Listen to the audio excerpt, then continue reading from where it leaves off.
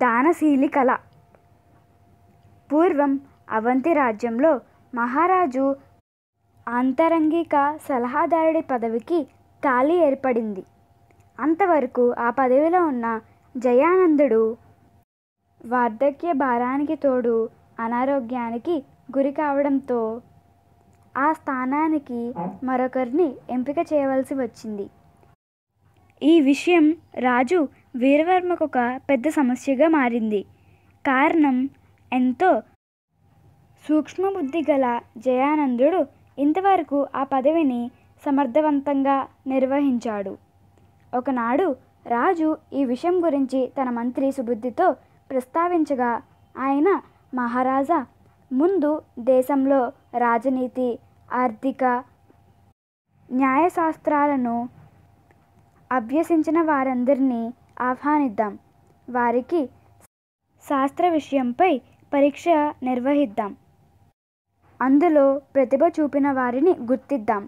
ఆ తర్వాత జయానందుడి సలహాపై వారిలో ఒకరిని తమ ఆంతరంగిక సలహాదారుడిగా నియమించవచ్చు అని సలహా ఇచ్చాడు. రాజు ఇందుకు సమ్మతించగానే మంత్రి వెంటనే దేశమంతా చాటింపు వేయించాడు. ఈ చాటింపు విని దేశ మూలమూల నుండి అనేక మంది యువకులు వచ్చారు. వారందరికీ శాస్త్రపరమైన పరీక్షలు నిర్వహించగా జయుడు, విజయుడు అనేవాళ్ళు ప్రథములుగా నిలిచారు. వాళ్ళిద్దరూ సమగుజ్జీలు కావడంతో మంత్రి సుబుద్ధి జయానందుడిని కలుసుకుని సంగతి వివరించాడు.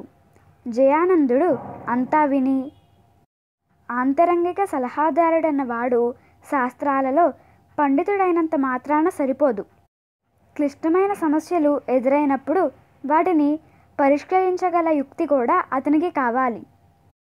శాస్త్రపరంగా ఉద్దండులైన ఆ యువకులిద్దరిలో పదవికి ఎవరు అర్హులో ఈ ఆఖరి పరీక్ష నిర్ణయిస్తుంది అని ఏం చేయాలో మంత్రి సుబుద్ధికి వివరించాడు.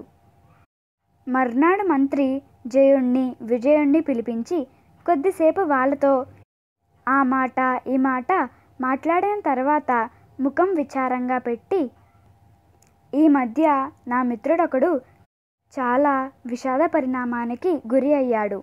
ఇది మీరిద్దరూ వినదగిన సంగతి అన్నాడు. తరువాత మంత్రి సుబుద్ధి తన మిత్రుడి గురించి చెప్పిన వివరాలు ఇలా ఉన్నాయి. మంత్రి మిత్రుడైన దానశీలి వయోవృద్ధుడు. ఆయనకు కొంతకాలంగా గుండె జబ్బు లాంటిది కూడా ఉన్నది. ఒకనాటి రాత్రి దానశీలికి ఒక భయంకరమైన కల వచ్చింది. ఆ కలలో ఆయన ఒక కారడవిలో దారి తప్పిపోయాడు. ఆయన చెట్ల మధ్య పడుతూ లేస్తూ అతి కష్టం మీద ప్రయాణం సాగించి చివరకు ఒక మైదాన ప్రదేశాన్ని చేరాడు. పైన నక్షత్రాలు మినుకు మినుకుమంటున్నవి. ఆ గుడ్డి వెలుగులో ఆయనకు 4 దారులు గల ఒక కూడలి ప్రదేశం కనిపించింది. ఆయన ఆ దారులలో ఒకదాని వెంట నడవసాగాడు. కొంత దూరం వెళ్ళేసరికి దారే కనిపించినంత పొదలు, చెట్ల గుబుళ్లతో నిండిన ప్రదేశం వచ్చింది. అక్కడ కొన్ని సింహాలు తిరుగుతున్నవి. వాటిలో ఒక సింహం దానశీలిని చూసి భయంకరంగా గర్జిస్తూ ఆయన కేసి రాసాగింది.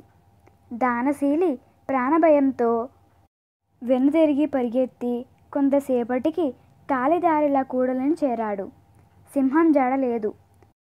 ఆయన అలసట తీర్చుకున్నాక రెండో దారి వెంట నడవసాగాడు. కొంత దూరం వెళ్ళాక ఆయనకు పెద్ద వెలుగు కనిపించింది. దానశీలి ఒక పొదచాటున చేరి ఆ వెలుగు వస్తున్న వైపుకు చూశాడు. ఆ ప్రదేశంలో అనేకమైన పెద్ద పెద్ద పుట్టలున్నవి. వాటిపై కాలసర్పాలు పడగలు విప్పి ఆడుతున్నవి. ఆ పడగలపై ఉన్న మనులు కాంతులు విరజిమ్ముతూ ప్రకాశిస్తున్నవి. ఆశ్చర్యంతో ఆ దృశ్యాన్ని చూస్తున్న దానశీలిని పుట్టల మధ్య ఆడుతున్న 5 తలల మహాసర్పం ఒకటి చూసి బుసలు కొడుతూ అమిత వేగంతో ఆయన కేసి రాసాగింది. ఆయన గిరుక్కున వెనుదిరిగి శక్తి కొలది పరిగెత్తి తిరిగి 4 దారుల కూడలిని చేరాడు. మహాసర్పం జాడలేదు. ఈసారి దానశీలి మూడవ దారి గుండా నడవసాగాడు. కొంత దూరం వెళ్ళాక ఆ దారి ఒక కొండ దగ్గర ఆగిపోయింది. ఆ ప్రదేశాన ఆయనకు కొన్ని మానవ కంకాలాలు కనిపించాయి.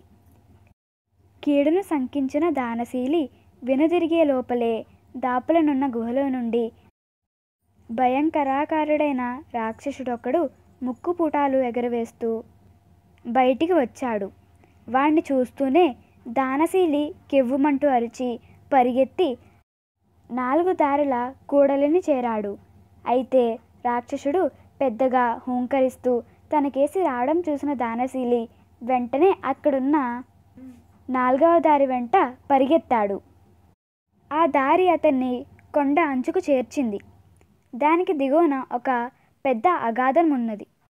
వెనుక రాక్షసుడు, ముందు అగాధం. ప్రాణాల మీద ఆశ కోల్పోయిన దానశీలి నిలువెల్లా గజగజ వణికిపోతూ అగాధంలోకి తొంగి చూసేంతలో కాళ్ళ కింద ఉన్న రాయి జారింది. ఆయన కెవ్వుమని అరుస్తూ అగాధంలోకి పడిపోయాడు. మంత్రి ఇలా చెప్పి ఒక క్షణం ఆగి జయ విజయలతో, చూసారా ఎంత భయంకరమైన కలో? అసలే గుండె జబ్బుతో బాధపడుతున్న నా మిత్రుడు దానశీలి కల నుండి మెలకువ వస్తూనే గుండెపోటుకు గురి అయ్యి మరణించాడు అన్నాడు. అప్పుడు జయుడు ఎంతో విచారంగా, స్వప్నంలో కలిగే అనుభూతులకు శరీరం కూడా లోనవుతుందని మనస్తత్వశాస్త్రం చెబుతున్నది. తమ మిత్రుడు కలలో 4 సార్లు ప్రాణభయానికి లోనయ్యాడు. అసలే గుండె జబ్బు మనిషి కనుక ఆ ఒత్తిడికి తట్టుకోలేక గుండె ఆగిపోయి ఉంటుంది. మీ మిత్రుడి మరణానికి నా ప్రగాఢ సానుభూతిని తెలుపుతున్నాను అన్నాడు. మంత్రి తల పంకించి విజయుడి కేసి చూశాడు. విజయుడు చిరునవ్వు నవ్వి, క్షమించాలి మహామంత్రి, మీరు చెప్పినదంతా కట్టుకథ అన్నాడు. మంత్రి కోపంగా, అదెలా కట్టుకథో నిరూపించగలవా అని అడిగాడు. దానికి విజయుడు వినయంగా, మీ మిత్రుడు మెలకువ వస్తూనే గుండెపోటుకు గురై వెంటనే చనిపోయినప్పుడు ఆయనకు కల వచ్చిన విషయం మీకు తెలిసే అవకాశం లేదు కదా అన్నాడు.